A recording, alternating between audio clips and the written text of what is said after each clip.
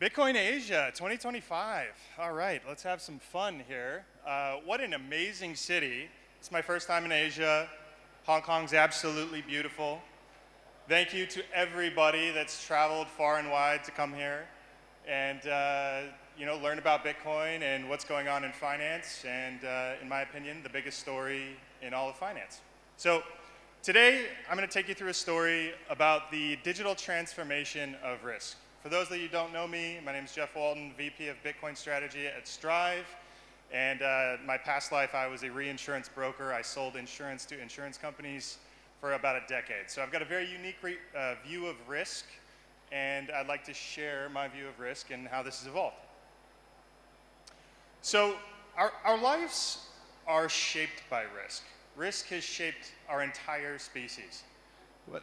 Up, I gotta go up. Oh, risk has shaped our entire species. So, when I came in off the airplane here at Hong Kong, I was just totally inspired by all of the beautiful buildings, the bridges, and as I was coming in on the airplane, I even saw an underground bridge, which blew me away. And these buildings, these bridges, they were all built by risk takers. And these were not, careless risk takers. These were very calculated and structured risk takers. So I want to walk through the story of how did we even get here in the risk world. So I'm going to start with the dawn of risk. So pre-1000 AD. The ancient view of risk was that fate and luck determined our entire world. So if there were hurricanes, disasters, rain, drought, fate and luck was what, ruled the world. That was driven by superstition, oracles, and divine intervention.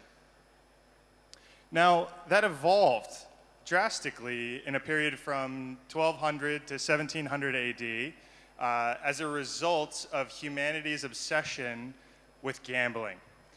On the bottom left-hand side, you'll see here, these are original dice. These are actually ankle bones from a sheep, which was the foundation of gambling, dice and cards. And with gambling came mathematics, and mathematics to determine how to win and have a better probability of winning any sort of gambling scenario. So Fermat and Pascal adopted probability theory. The adoption of numbers, law of large numbers became a thing. And patterns began to emerge from what used to be chaos. And this started to completely change our entire species and technology. So this brought us to a period of enlightenment and measurement from 1700 to 1900 AD and the Industrial Revolution. So what used to be gambling and fate began to turn into superstition. Went from superstition to data and observations. What used to be fate turned into data.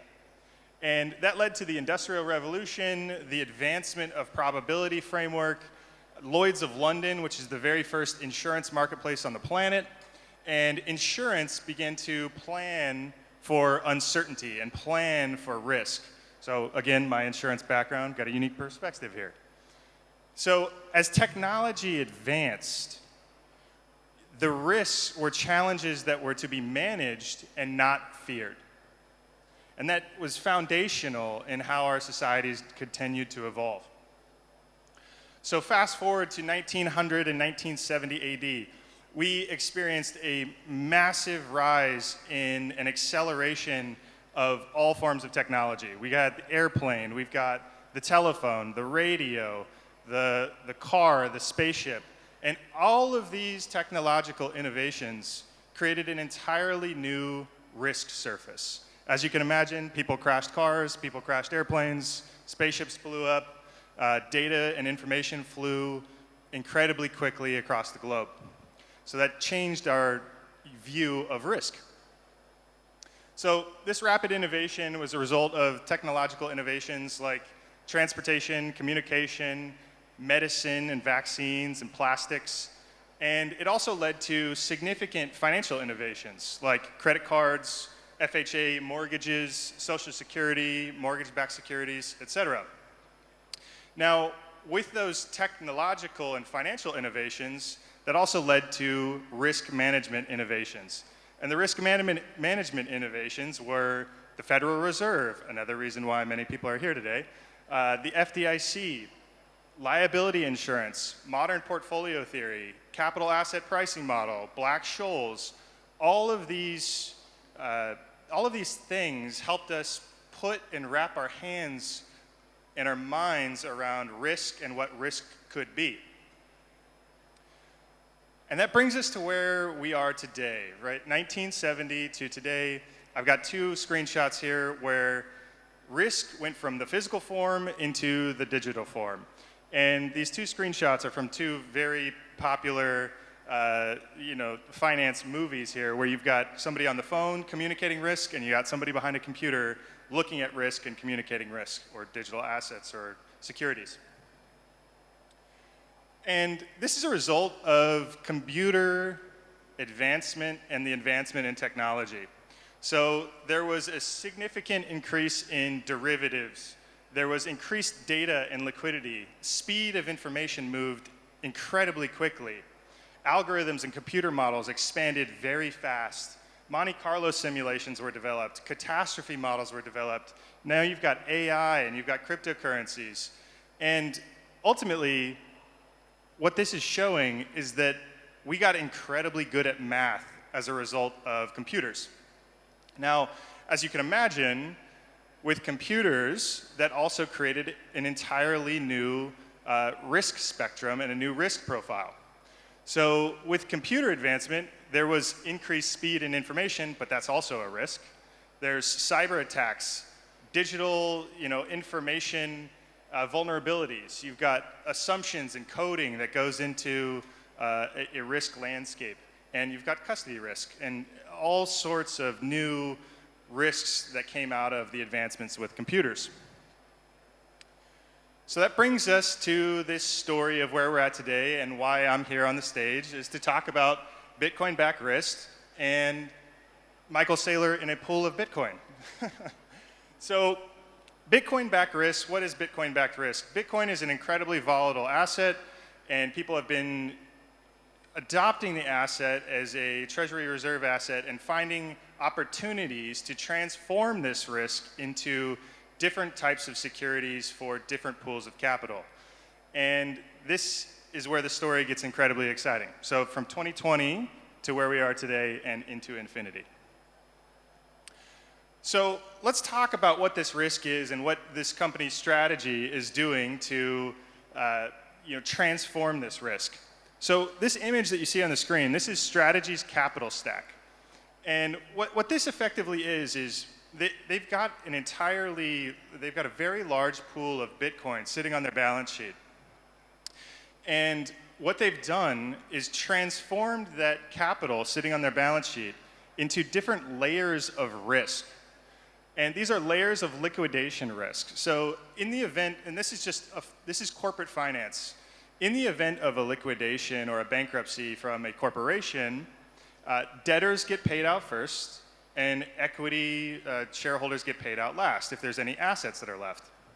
So what they've done here is they've effectively monetized the capital stack into different layers of risk-return metrics that are attractive to different capital pools.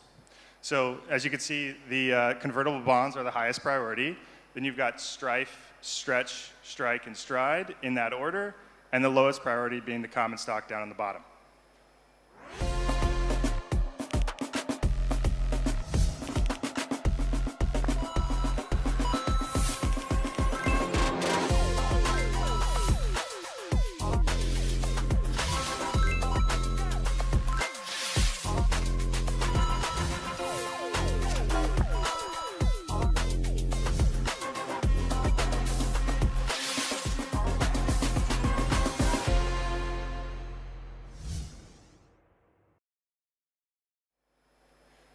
So what does this risk landscape look like?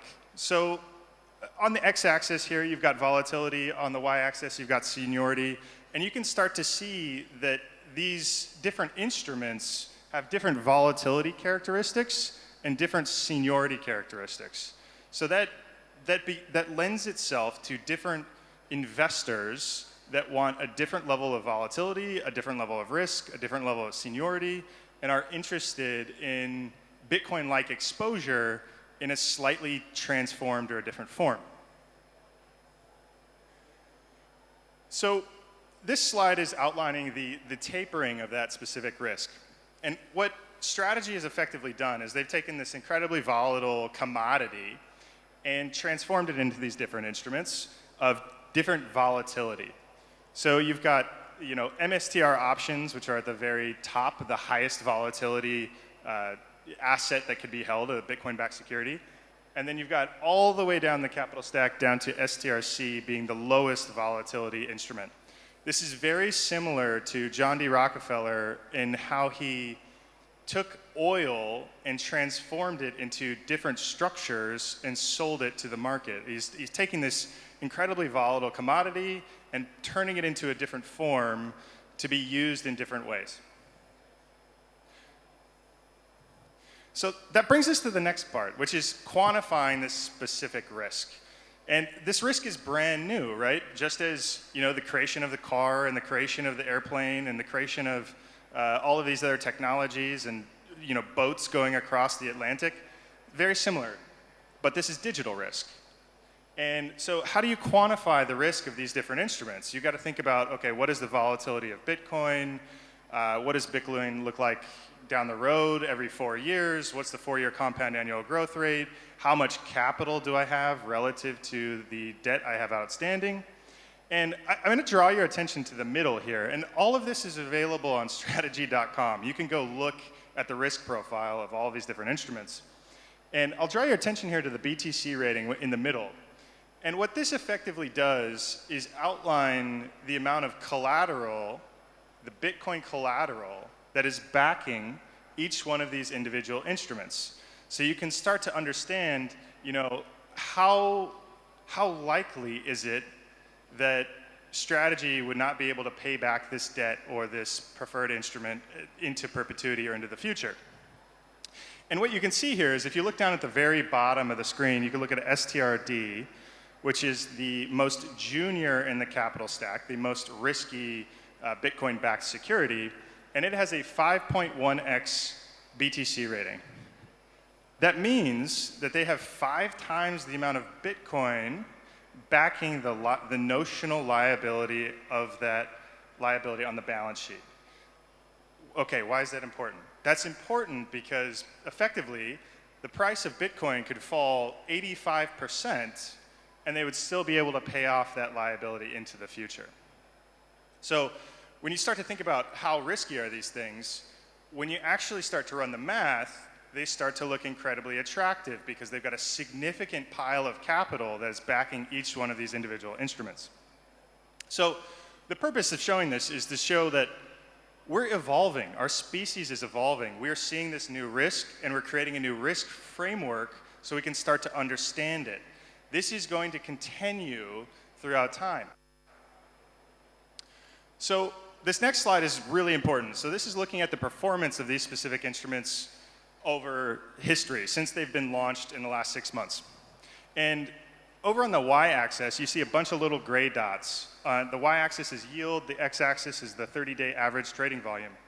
And each one of those individual small dots is the traditional fixed income market. And all of the colored dots, strategy securities here, are in colors and at a different point in this axis. So the significance of this graph is that everything else in the traditional fixed income market is significantly less liquid than the strategy securities. And the yields are relatively similar. So the reason for this liquidity is because the risk of these individual instruments can be calculated 24/7, 365. This is an innovation that has never existed before. Like physical risk and other fixed income instruments, you have to wait for quarterly updates of the company, right? You have to see what is the performance of the company, how much debt am I taking on, and they're very illiquid instruments. So this market has evolved drastically, and these instruments have performed incredibly well. They're very liquid, and they have high yield. So this is arguably the most important slide in the entire presentation, sizing the market. And this is from Jesse Myers. I love this chart. He continues to put this out and update it. And so you've got Bitcoin in the upper left-hand corner at a $2 trillion asset. Gold is a $22 trillion asset. Equity is $135 trillion. But you've got real estate at $370 trillion and fixed income at $318 trillion.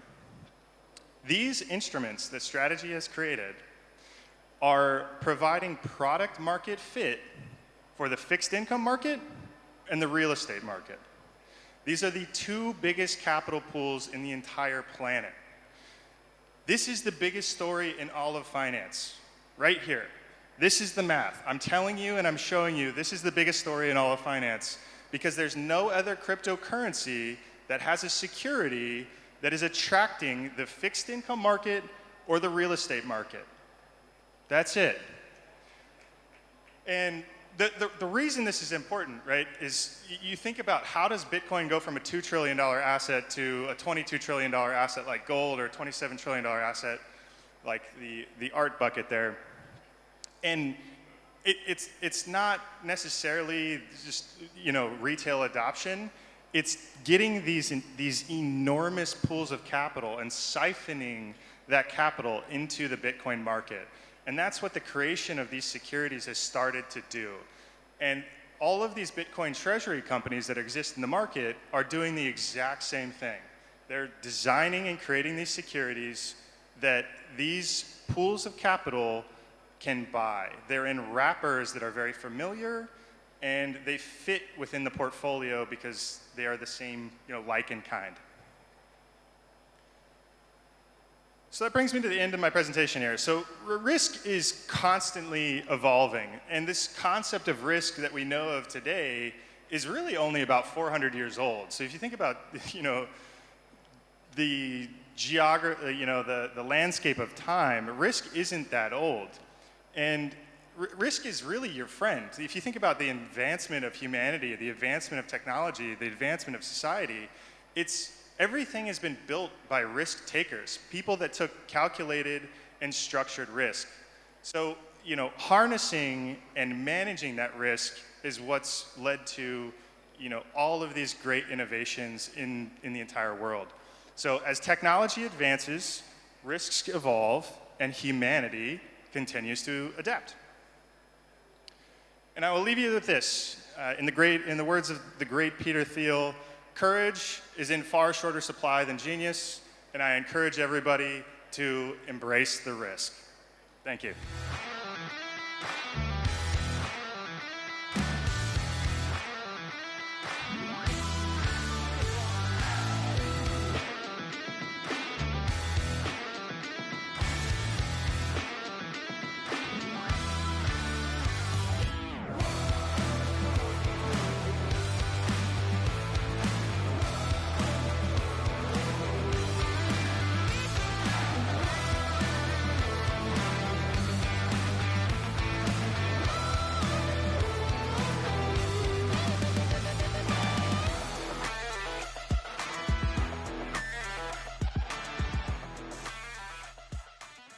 Thank you.